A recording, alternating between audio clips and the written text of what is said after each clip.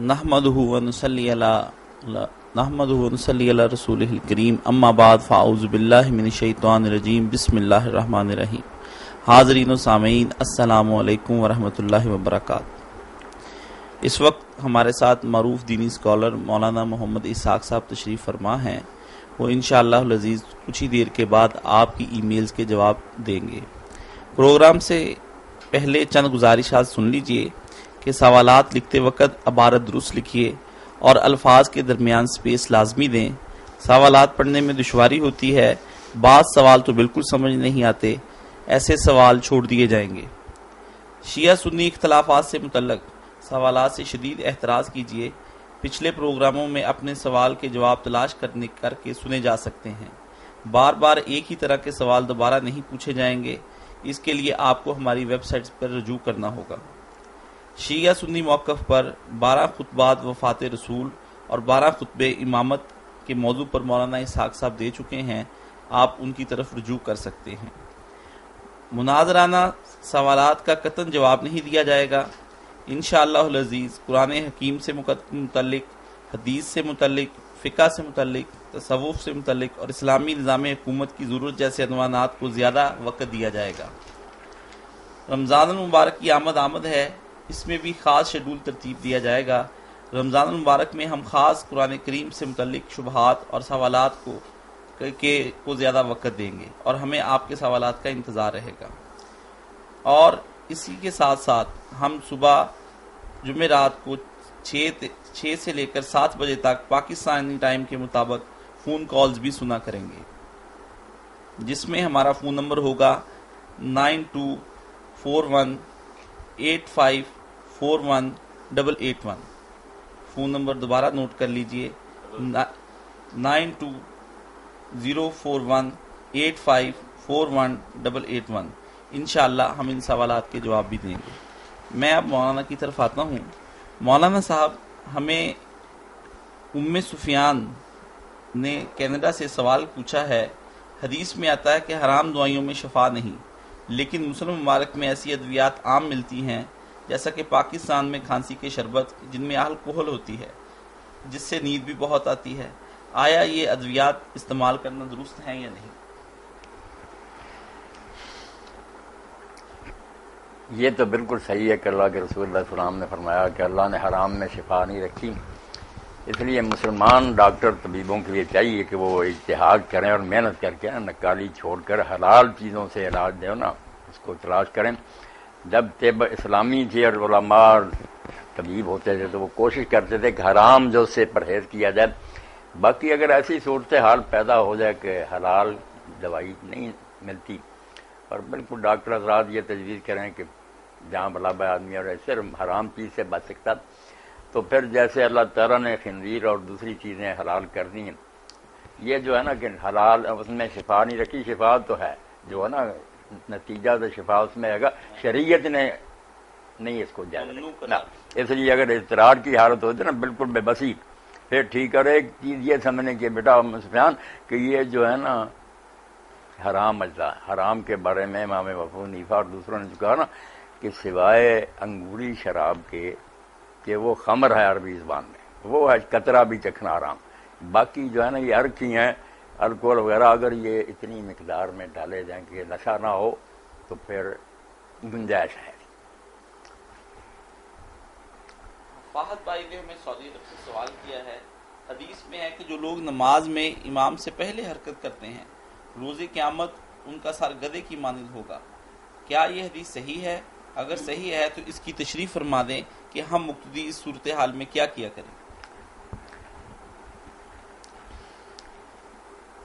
قیامت کے دن کا تو لفظ میرا خیال میں اس حدیث میں نہیں، یہ ہے کہ ایسے لوگ ڈرتے نہیں کہ اللہ تعالیٰ ان کا سر جو ہے نا گدھے کا بنا دے، کہ جو انسان ہوتے ہوئے اتنی عقل نہیں رکھتے کہ تم مقتدی ہو، پیچھے پیچھے چلنا تمہارا کام ہے، جس کو امام ماننا اس کو آگے چلنے دو۔ حدیث پاک میں صحابہ کرام رضوان اللہ علیہم اجمعین بتاتے ہیں کہ ہم رکوع میں نہیں جاتے تھے جب دیکھ نہیں لیتے تھے کہ حضور رکوع میں چلے گئے، پھر ہم جھکنا شروع کرتے تھے۔ اور اسی طرح اگر سیدھے کھڑے ہوتے سمع اللہ لمن حمدہ کے بعد تو اگلی صفیں دیکھتی تھی کہ آپ نے سر سجدے میں رکھ لیا، وہ پھر جھکتے تھے، ان کے ساتھ ہم بھی بہت پیچھے پیچھے آتے تھے۔ پیچھے رہنے میں کوئی خطرہ نہیں، آگے بڑھ جانے میں نا ہلاکت کی امید ہی رکھنی چاہیے کہ امام مان کر پھر اس سے آگے بڑھ رہے ہیں آپ، ساتھ ساتھ بھی چلنے کے بجائے تھوڑا تھوڑا پیچھے آنا چاہیے۔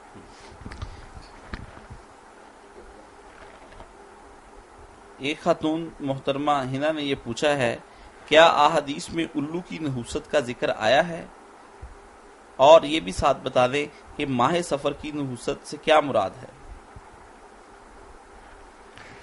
یہ سارے توہمات ہیں، زمانہ جاہلیت کی یادگاریں ہیں کہ لوگ سفر کے مہینہ کو نہ منحوس سمجھے، حالانکہ آپ نے صاف واضح فرمایا لا سفر، صحیح بخاری کی حدیث اور دوسری کتابوں میں کہ یہ سفر کا جو نا تصور کہ یہ منحوس ہے، اس میں شادی نہیں کرنی چاہیے، یہ نہیں کہ سب غلط ہے، یہ سفر کی نحوست کوئی شاید۔ اور اسی طرح الو بیچارہ بھی جو بدنام ہو گیا نا کہ الو کسی جگہ آ جائے اور وہ رہ جائے تو پھر وہ نا مکان برباد ہو جاتے ہیں، وہ گھر اجڑ جاتے ہیں، یہ بھی اس غریب کے پیچھے خواہ مخواہ کی تہمت لگا رکھی ہے۔ الو بیچارہ کچھ نہیں کرتا۔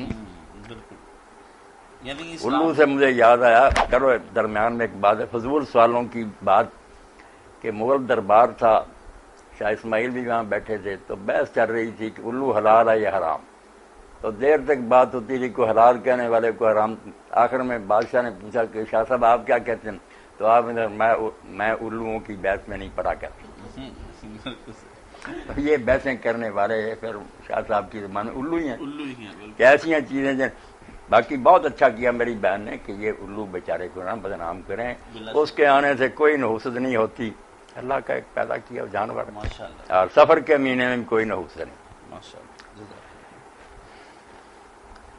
ایک سوال ہمیں مولانا یو اے ای سے آیا ہے جس میں یہ بھی ہے کہ کیا مرگ کے بعد رسم کل کروانا جائز ہے یا نہیں؟ دین تو وہ ہے جو اللہ کے رسول علیہ السلام نے ہمیں دیا اور جس پر آپ کے بعد صحابہ کرام رضوان اللہ علیہم اجمعین نے عمل کیا، اس میں تو مرنے کے بعد ایسی کوئی شے نہیں کہ کسی خاص دن لوگ اکٹھے ہوں اور کھانے پکائے جائیں یا کچھ چیزیں ہوں جس پر پڑھا جائے اور اشارے ثواب کیا جائے، تو یہ بے بنیاد ہی کہنا چاہیے، اس کو دین میں ایک اضافہ ہی ہے، بدعت ہی۔ باقی جانے والوں کے لیے دعا سے غفلت نہیں کرنی چاہیے، آدم علیہ السلام سے لے کر نا جو جا چکے ہیں اور جو آئندہ بھی جانے والے ہیں، ہم سب کا کام ہے کہ ہم ان کے لیے نا بخشش کی دعا کریں۔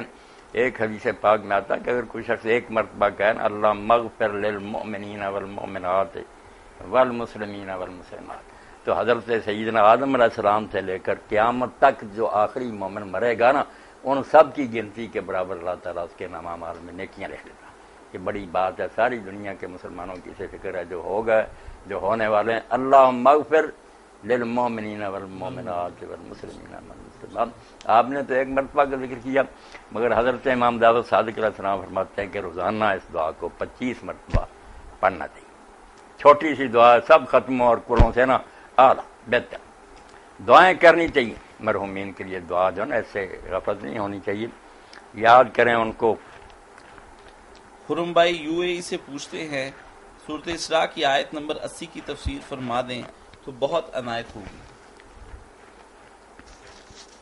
80 جی۔ وَقُلْ رَبِّ أَدْخِلْنِي مُدْخَلَ صِدْقٍ وَأَخْرِجْنِي مُخْرَجَ صِدْقٍ وَاجْعَل لِّي مِن لَّدُنكَ سُلْطَانًا نَصِيرًا۔ سورہ اسراء جس میں یہ آیت آئی نا، معراج شریف کے بعد اللہ کے رسول علیہ السلام کو اللہ تعالیٰ نے یہ سورت نازل کر کے آئندہ کے حالات کے لیے ہدایتیں دے دی۔ معراج جو ہے نا یہ سمجھیں مدینہ کی زندگی اور مکی زندگی کے درمیان ایک حد ہے، مکی زندگی کا خاتمہ ہو رہا تھا 12 ہجری میں، 12 نبوت میں ہوا، اور مدینہ شریف کے لوگوں سے مادہ ہو گیا تھا، آپ ان قریب وہاں منتقل ہونے والے تھے، اس لیے سورت میں پھر اپنے شاہی دربار میں بلا کر اللہ نے جو منشور تھا نا کہ مدینہ میں جو اسلامی ریاست قائم ہوگی اس میں کیا کیا بنیادی اصول ہوں گے وہ آپ پڑھتے جائیں، اس میں اللہ تعالیٰ نے اپنے ساتھ میرے ساتھ شریک نہ کرو، پھر والدین کے ساتھ سلوک، سارا کچھ بیان کر دیا۔ تو آپ نے جب مکہ سے نکلنا تھا اور مدینہ جانا تھا تو یہ ہجرت کی آیت جو نا آپ کو سکھائی گئی پھر کہ آپ جب چلیں یہاں سے وَقُلْ رَبِّ أَدْخِلْنِي مُدْخَلَ صِدْقٍ، اے اللہ جس جگہ میں جا رہا ہوں میرے لیے ایک بہترین اور پائیدار ٹھکانے میں مجھے داخل کرنا۔ مدینہ کے لیے پہلے یعنی ہجرت کے بعد جو مستقر اور مقام بننا تھا نا اس کو یاد کیا کہ جہاں میں نے جا کر کام کرنا وہاں میرا داخلہ شاندار ہو، اور مکہ سے بھی مجھے نکالنا تو شاندار طریقے سے نکالنا، یہاں سے میرا نکلنا تو عزت و آبرو کے ساتھ ہو۔ اس لیے ساری کوششوں کے باوجود کہ کفار مجتمع تھے، آپ کو قتل کرنے کے لیے اکٹھے ہوئے تھے، مکان گھیرا ہوا تھا، مگر اللہ تعالیٰ نے ایسا سامان کیا، پھر وہ غار کے دروازے پر بھی آہستہ آہستہ کوئل گاتے پہنچ گئے، کچھ نہیں آپ کا بگاڑ سکے۔ جو دعا تھی نا کہ مدینہ میں داخل کرنا تو شاندار طریقہ، وہ بھی دیکھیں کہ روز مدینہ کے لوگ آ کر نہ صفیں باندھ کے کھڑے رہتے تھے آپ کے انتظار میں، دوپہر ڈھلتی واپس ہو جاتے۔ اس دن بھی واپس ہونے لگے تھے جبکہ ایک یہودی اپنے قلعہ پر کھڑا تھا، اس نے کہا مسلمانوں تمہارے پیشوا آ گئے، تو نعرہ ہے اللہ اکبر ہوا، اور حضور کو پھرنا بڑی عزت اور آبرو کے ساتھ سارے صحابہ کرام لے گئے ہیں۔ اور آگے اللہ تعالیٰ نے فرمایا وَجَعَلْ مِن لَّدُنْكَ سُلْطَانًا نَصِيرًا، اب مغلوبیت کا زمانہ ختم ہونے والا ہے، آپ کو حکومت عطا ہونی ہے، اسلامی حکومت کی بنیاد رکھنی ہے۔ اس کے لیے دعا سکھائی گئی کہ آپ اللہ تعالیٰ سے یہ دعا کرتے رہیں کہ اللہ تعالیٰ مجھے ایک ایسا اقتدار دینا جو میرا مددگار ثابت ہو، پھر کوئی مشکل راستے میں نہ آئے۔ تو یہ ہجرت کی آیت ہے، مکہ سے نکلنا بھی آبرو کے ساتھ ہو، مدینہ میں داخلہ شاندار ہو، اور پھر اپنی طرف سے مجھے ایسی قوت اور اقتدار اور سلطنت دینا جو میرے مشن کے لیے میری مددگار ہو۔ اللہ نے یہ سب دعائیں قبول کی۔ ماشاء اللہ۔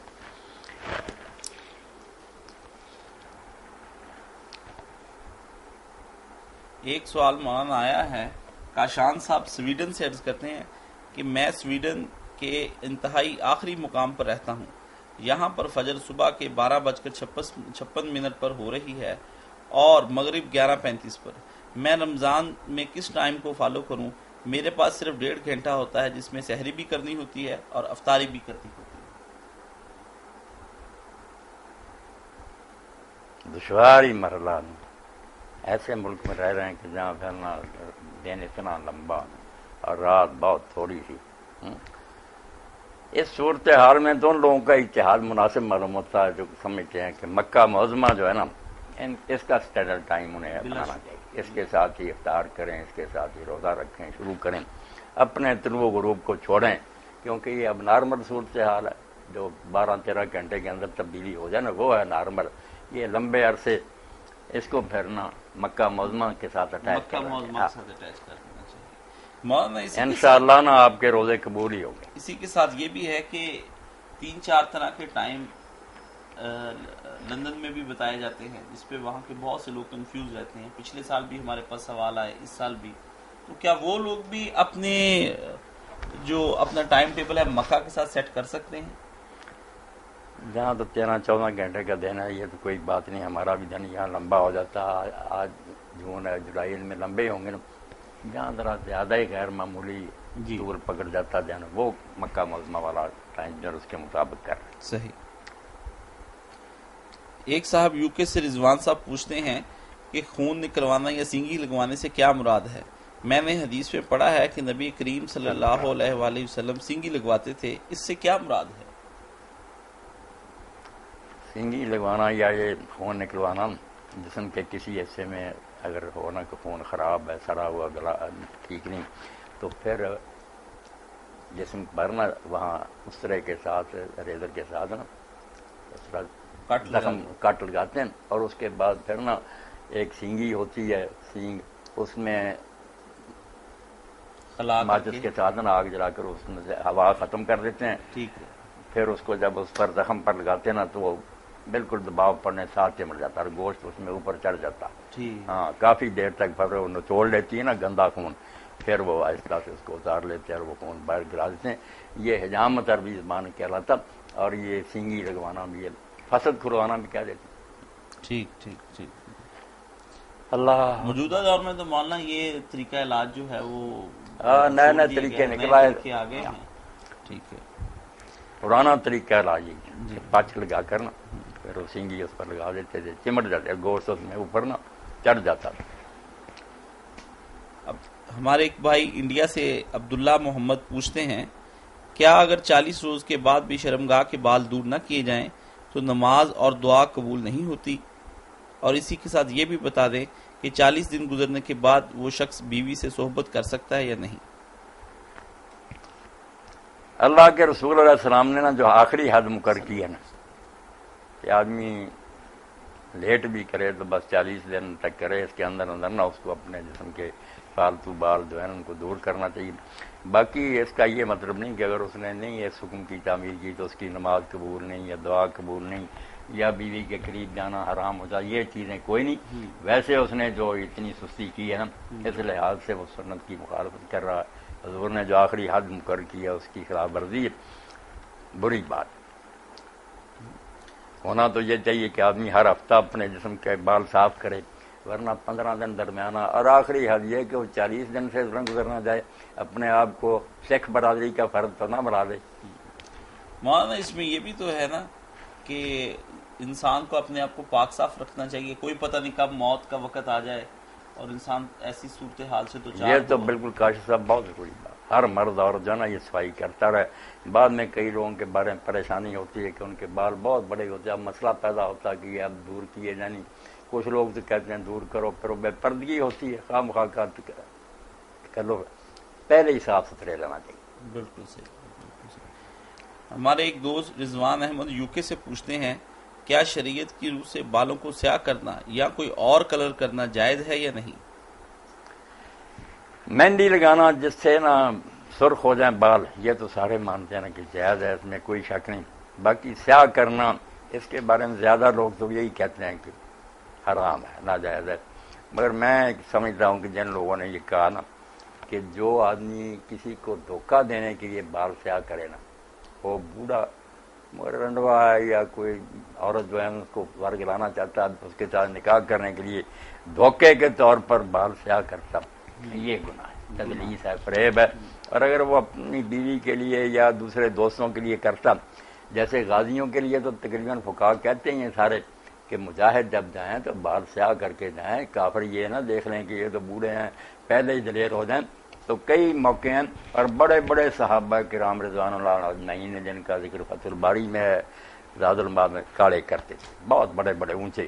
تو یہی سمجھا گیا کہ جو لوگ دھوکے کے لیے کرتے ہیں وہ ناجائز ہے، جو اپنے آپ کو ذرا ٹھیک ٹھاک رکھنے کے لیے وقار کے لیے کہ اس میں کوئی حرج نہیں۔ اس میں امام حسین علیہ السلام کا سر مبارک جب آیا ہے اس پہ بھی سنا ہے کہ خضاب لگا ہوا تھا اس وقت، اس کا جو خضاب ہے نا وسمے وغیرہ کا، وسمہ ایک ایسی چیز ہے کہ اس سے جو خضاب ہوتا تھا نا وہ سرخی سیاہی مائع، اچھا سیاہ بھی ہوتا مگر اس میں سرخی بھی جلتی ہے نا، وہ نرا سیاہ نہیں ہوتا۔ مولانا صاحب ایک ہمارے دوست خرم صاحب ہیں جو یو اے ای سے یہ سوال پوچھتے ہیں کیا شیعہ حضرات بھی ختم نبوت کا عقیدہ ویسے ہی مانتے ہیں جیسے اہل سنت والجماعت مانتے ہیں؟ اس کے لیے ان کی کسی کتاب کا حوالہ ضرور دے دیجیے۔ شیعہ سنی اور معتزلہ اور جتنے اسلام کے گروہ ہیں نا، خواہ وہ خوارج ہیں یا بازی وغیرہ، سب کا اعتقاد ہے کہ کوئی نیا آدمی جو نا اس کو حضور کے بعد یا نبوت کا عہدہ لاٹ نہیں ہوگا، نہ وہ نبی کہلا سکے گا نہ نئی امت بنا سکے گا، یہ بالکل دین میں نا دروازہ بند ہے، اس میں کسی کا اختلاف نہیں۔ دیکھا جا شیعہ کتابوں میں بات ہے تمہارے نبی کے بعد کوئی نبی نہیں، کوئی نبی، نبی کم آخر الانبیاء، تمہارا نبی جو ہے نا آخری نبی ہے، اس میں کسی کا اختلاف نہیں۔ میرا خیال ان کی کتاب وہ جو شرح باب ہادی یا شرح، اس میں بھی اس چیز کا ذکر ہوگا قائد کے روح سے۔ مولانا صاحب کیا نبی علیہ السلام نے ہمیں خاص ہفتے کے دن کا روزہ رکھنے سے منع کیا ہے؟ میں نے سنا ہے کہ علامہ البانی رحمۃ اللہ علیہ نے اس کی کوئی دلیل بھی دی ہے، ذرا وضاحت فرما دیجیے۔ کس کی؟ ہفتے کے دن کے لیے روزہ رکھنے کی ممانعت۔ ہفتہ جو ہے نا وہ اصل میں یہ کرسچین لوگ جو ہے نا ان سے پہلے یہودی بھی اس کو مانتے تھے، پہلے عیسائی بھی اسی کے کار تھے، اتوار کوئی نہیں رہا، اتوار بعد میں بہت چرچ نے اختیار کیا، تو اس دن روزہ رکھتے تھے، عبادت سمجھ کر اس کو عید کی طور پر کہ بہت عبادت کا دن ہے، اس لحاظ سے تو فرمایا گیا کہ ان کے ساتھ مشابہت نہ کرو۔ ویسے کوئی شخص ہفتے کا روزہ رکھتا ہے، اس نے دن رکھے ہوئے ہیں کہ مہینے کے ان دنوں میں روزہ رکھوں نفلی، صرف اتوار کا نہیں، اس کا نہیں، ہفتے کا وہ رکھے، کوئی حرج نہیں۔ اگر اس کی روٹین میں آ رہا ہے پھر وہ ہفتے کا روزہ رکھ لے، خاص کر کے صبر کے دن کو قابل تعظیم سمجھ کر کرے نا، پھر شائبہ یہودیت کا ہو جاتا ہے۔ بالکل۔ علامہ البانی رحمۃ اللہ علیہ کی رائے میں اعتکاف صرف 3 مساجد میں جائز ہے، کیا ان کی یہ رائے صحیح ہے؟ علامہ البانی صاحب بیچارے کیا کرتے، حضرت حذیفہ اور ابن مسعود رضی اللہ عنہ روایتوں میں آتا رہے کہ انہوں نے لوگوں کو دیکھا کہ وہ بیٹھے اعتکاف، تو انہوں نے کہا یار کیا کر رہے ہیں یہ، اعتکاف تو صرف 3 مسجدوں میں حضور نے فرمایا، اس لیے اس کے وہ قائل ہو گئے۔ باقی بات جو قرآن مجید نے کہی نا، وَأَنْتُمْ عَاكِفُونَ فِي الْمَسَاجِدِ، کہ جب تم مسجدوں میں اعتکاف میں بیٹھے ہوئے ہو تو پھر بیویوں کے قریب جانا، باقی لوگوں کے لیے تو رات کو حلال ہے، مگر اعتکاف والا مسجد میں اس کے لیے وہ بھی منع۔ تو اس سے پتہ چلتا ہے کہ عاکفون فی المساجد، اللہ نے نا عام ہی مسجدوں کا ذکر کیا۔ تو اس حدیث کو ہم صرف اس معنی میں لیں گے، بعض موقع پر نا کمال کی نفی بھی ہوتی ہے کہ جو مسجد کا قریبی ہے وہ مسجد میں نماز نہ پڑھے تو اس کی کوئی نماز نہیں، یعنی کامل نماز نہیں، اعلیٰ نہیں۔ اسی طرح بہترین اعتکاف جو ہے نا اعلیٰ، وہ تو ہے انہیں مسجد اللہ تعالیٰ کے انبیاء نے بنائی ہیں، ان کی برابری تو نہیں مرکزی مسجدیں۔ باقی اس سے یہ نہیں نکلتا کہ باقی مسجدوں میں ناجائز نہیں، ہر جگہ کہ لوگ اپنی مسجدوں میں اعتکاف کریں۔ بالکل۔ ایک دوست سوال پوچھتے ہیں، اگر نمازی جماعت کو رکوع کی حالت میں پائے تو وہ جماعت سے مل جائے اور انہیں کے ساتھ رکوع کرے یا انتظار کرے کہ تاکہ وہ اپنی رکوع والی رکعت چھوڑ مکمل کر لے، اور کیا رکوع پانے سے رکعت ہو جاتی ہے یا نہیں؟ آدمی مسجد میں پہنچے یا کسی جگہ جماعت ہو رہی ہے اس کے ساتھ وہ شامل ہونا چاہتا تو انتظار نہ کرے کہ یہ رکوع سے اٹھیں، بس فوراً جاتے ہی ان کے ساتھ ملنا چاہیے۔ پتہ نہیں کون سا مرحلہ جو اس کو اللہ قبول کر رہے اور اس سے ہی آدمی کی نماز بہت اعلیٰ ہو جائے۔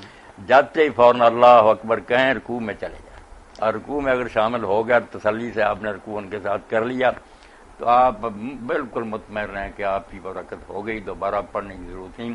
سورہ فاتحہ پڑھنا لازمی ہے، یعنی وہ کھڑے کھڑے کی بات ہے۔ کچھ کہتے ہیں جب قیام کی حالت میں ہو تو ساتھ پڑھے، کچھ کہتے ہیں نہ پڑھے، وہ الگ مسئلہ۔ رکوع میں جو شامل ہو گیا نا، یہ جیسے ابن تیمیہ کہتے ہیں علامہ البانی کہ اس میں اجماع ہے امت کا، کسی کا اختلاف نہیں، سب مانتے ہیں کہ رکوع میں جو مل گیا اس کی رکعت درست۔ سلطان مرزا صاحب یو کے سے پوچھتے ہیں، حضرت عمر فاروق رضی اللہ تعالیٰ عنہ کا اسلام لانے کا مشہور واقعہ ہے جس میں اپنے بہن بہنوئی کو مارنے کا بھی ذکر ہے، آیا یہ درست ہے؟ سنا ہے محدثین کے اس پر اجماع ہے۔ محدثین کے اس پر کوئی اجماع نہیں۔ یہ واقعہ جو مشہور ہے نا کہ وہ اپنی بہن فاطمہ کے گھر گئے اور بہنوئی شہید کے تو اس طرح پھر مار کٹائی ہوئی، یہ سارا قصہ جو ہے نا اس کے راوی کو مجروح کہا، نہیں ثابت ہوئی یہ بات۔ نصب الرایا میں امام دہلوی نے بھی نشاندہی کی کہ یہ واقعہ کوئی درست نہیں۔ اور اس میں جو آتا ہے کہ بہن نے کہا کہ قرآن مجید ہم آپ کے ہاتھ میں تب دیں گے جب آپ پاک ہو جائیں گے، نہائیں پہلے، تو نہانے سے مشرک کی وہ نجاست جو ہے شرک کی جس کے بارے میں کہنا من مشرک ہونا، وہ پانی سے تو دھلنے والی نہیں، باقی جو ہے پانی سے وہ پہلے پاک صاف ہوں گے، ان کے نہانے نہ نہانے سے کیا فرق پڑتا؟ کچھ نہیں۔ یہ سارے قصے جو ہے نا صحیح نہیں۔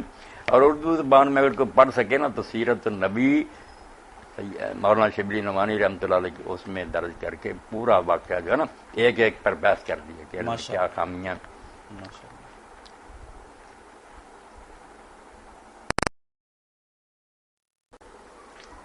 مولانا صاحب سید اسد بخاری حدود کے بارے میں ایک سوال پوچھتے ہیں، قرآن کریم میں زنا کے ثبوت کے لیے 4 گواہوں کو لانے کا حکم دیا جاتا ہے، لیکن اگر کسی عورت سے زنا بالجبر ہو جائے اور وہ حاملہ ہو جائے تو شریعت اسلامی اس مسئلے کو کیسے حل کرے گی؟ جواب تحقیقی دیجیے، اگر باہ والا مل جائے تو مزید عنایت ہوگی۔ 4 گواہ زنا کے ثبوت کے لیے درکار ہیں جی۔ تو کسی عورت کے ساتھ جبر ہوا، حاملہ ہو گئی، اس کے بارے میں پھر کیا پوچھتے؟ وہ پوچھتے ہیں کہ پھر اس عورت پر بھی حد لگے گی کہ وہ کنواری تھی اور وہ کنواری کو ہے بچہ پیدا کر رہی ہے، کوئی یہ کہے گا کہ وہ زنا کیا اس نے اپنی رضامندی کے ساتھ جبکہ اس کے ساتھ زنا بالجبر ہوا ہے، تو ایسی صورتحال میں وہ کیا کرے گا؟ زنا بالجبر کے اگر کوئی ثبوت مل جائے قرآن کے، اس وقت وہ چیخی چلائی ہے، لوگ بھی جو انہوں نے دیکھا جا کر کے بیچاری حال حال کر رہی تھی، پھر تو اگر اس نے واقعی خوشی سے کیا تو پھر حمل کی صورت میں مالکیہ کہتے ہیں حضرت عمر رضی کا کہنا ہے کہ حمل بھی ثبوت ہے اس بات کا کہ وہ کنواری جائے۔ باقی کئی علماء نے احتیاط کی کہ یہ نا نطفہ اندر جانے کے کئی سبب ہو سکتے ہیں کہ کسی کے کپڑے کے ساتھ یہ منی لگی نہایا، اور بہت دور تک علماء نے سوچا کہ تھوڑا بہت بھی اگر ہے نا شائبہ کہ شاید کسی طرح پانی اندر چلا گیا تو اس کی رعایت دینی چاہیے۔ بلا شبہ۔ وطر میں رکوع سے پہلے دعائے قنوت پڑھنے کی کیا دلیل ہے، جبکہ حرم شریف میں یہ دیکھا گیا ہے کہ وہاں رکوع کے بعد دعا پڑھی جاتی ہے؟ پہلی بات تو یہ ہے کہ وطر میں قنوت جو ہے نا، جس طرح ہمارے حنفی حضرات کہتے ہیں کہ واجب ہے، اگر نہ پڑھے تو پھر وطر ہی نہیں ہوتی، اس کی کوئی دلیل نہیں۔ اچھا، یہ وجوب کی دلیل کہ لازم ہے، لازم کوئی نہیں، بلکہ بہت کم ثبوت ملتا ہے کہ اللہ کے رسول نے یہ قنوت پڑھی ہے، تو جائز ہے، پڑھے تو اچھا، اگر چھوڑ بھی دے کوئی حرج نہیں۔ باقی پڑھنی رکوع سے پہلے، کیونکہ اس کے بارے میں جتنی صحیح روایتیں ہیں نا، ان میں یہی ہے کہ کان النبی صلی اللہ علیہ وسلم یقنط فی الوتر قبل الرکوع، بعد رکوع کی نہیں کہ صحیح نکلی، نہ کسی صحابی سے نہ نبی علیہ السلام سے۔ باقی حرمین کے جو امام ہے وہ امام احمد بن حنبل رحمۃ اللہ علیہ کی رائے پر چلتے ہیں، تو ان باتوں میں تشدد کی ضرورت نہیں، پہلے پیچھے جس طرح بھی پڑھ لے کچھ نہیں، خیر ہی خیر ہے۔ محمد تنویر صاحب یہ پوچھتے ہیں کہ بچے مسجد میں آ کر اگلی صفوں میں بیٹھنے کی ضد کرتے ہیں، اگر بٹھا دیا جائے تو لڑتے ہیں اور شرارتیں بھی کرتے ہیں، جس سے مسجد کا نظم خراب ہو جاتا ہے، کیا بچوں کو سرے سے مسجد میں لانا ہی نہ چاہیے؟ جو بہت ہی چھوٹے بچے ہیں جن کو ذرا ہی نہیں پتا کہ کیا ہے یہ مسجد، ان کو تو لانے سے پرہیز ہی کرنا چاہیے، سوائے شور و غل کے اور کیا ہوگا۔